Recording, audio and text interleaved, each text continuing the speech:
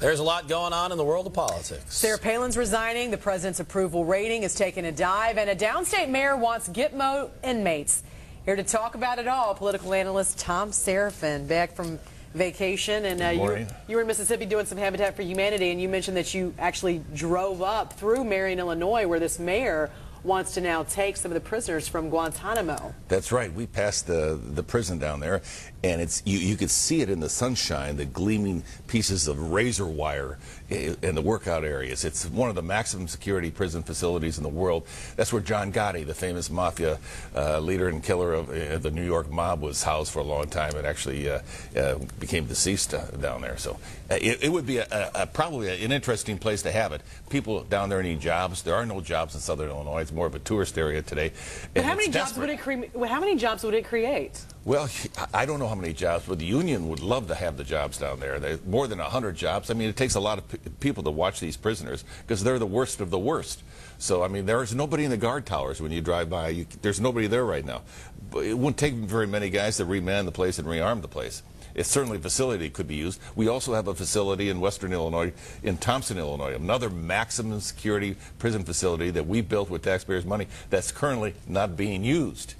So why not? President Obama's from Illinois. Dick Durbin is the most powerful member of the United States Senate. If they're going to send any of these prisoners and any of the federal dollars anywhere in this country, why not Illinois and employ Illinoisans? You say why not, but you get all these other politicians say, not in my backyard, along with other residents who are worried about what happens when they are, in fact, let go. Right, but if you have no jobs and you have an opportunity for a $40,000 a year job to start out with and average at $52,000 a year, and you're looking at right now unemployment, it might be a good opportunity. Why not? I can take care of these. If I can take care of John Gotti, I can probably take care of Mohammed Awafza.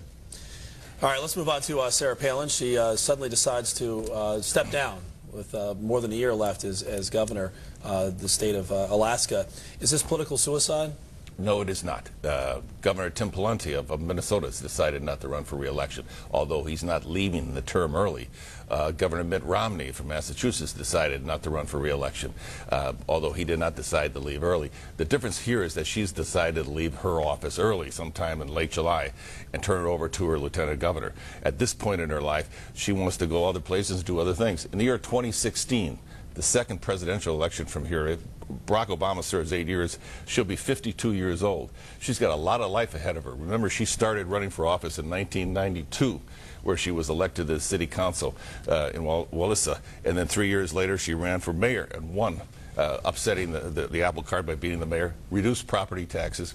She did a heck of a job his first 2 years of governor of the state of Alaska, bringing more than $1,200 back to each citizen, giving them a check for $1,200 by making that big Alaska pipeline deal. It's because who she is. Everybody says Alaska's not important in this state. Everybody says that Sarah Palin's not a nitwit, but here she is. We're talking about her for the last 4 days. She made this decision and this announcement Friday night on a holiday weekend, where there is no other news except Michael Jackson's funeral arrangements. Guess what? She's been the only thing the world's been talking about since Friday night. Yeah, but does this look bad, the fact that she's just stepping down from office? I mean, she was elected there. The people wanted her there. Right. Well, she has the opportunity to step down from office. I mean, she stepped down when she was running the Ethics Commission. She was on the Oil and Gas Board up in Alaska. Governor Murkowski appointed her that post.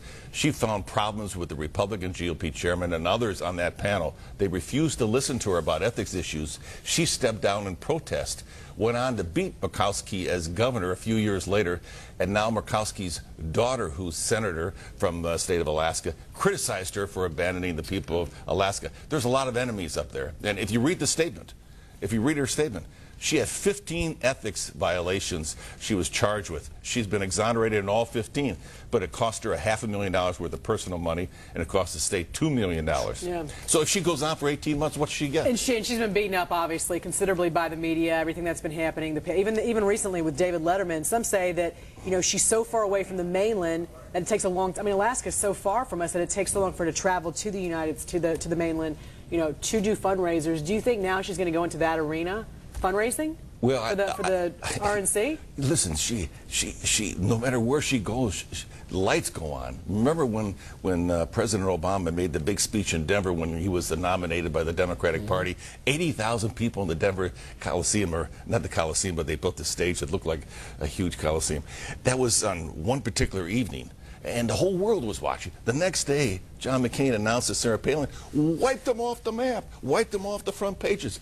And if you take a look at the numbers of people that showed up for Sarah's appearances and the numbers that showed up for the president's appearances, they were dead even, or maybe she had a little bit of an edge. Listen, the Democratic National Committee puts 25 lawyers in Alaska looking for some negatives on her. They're still looking at opposition research. She is the worst nightmare for the Democratic Party. They have to put her away. And if she's up in Alaska as governor, every time she turns left or turns right, there's an ethics violation. One of the ethics violations up there was that she was wearing a logo of a business on one of her jackets that she wore publicly. You know, she can't win as governor for the next 18 months. I think was a kind of an interesting and maybe long-term a smart decision by getting out now, because she doesn't get anything for the next 18 months except more problems and more legal bills. She's going to raise a lot of money for a lot of people. She's got a book deal. She's got a television deal in the works. I mean, she's 46 years old. She can go anywhere, do anything. I mean, no matter where she shows up, the lights go on. All right, Thom Serafin, our political analyst, thanks for coming in this morning. Appreciate it. Chicago Politics.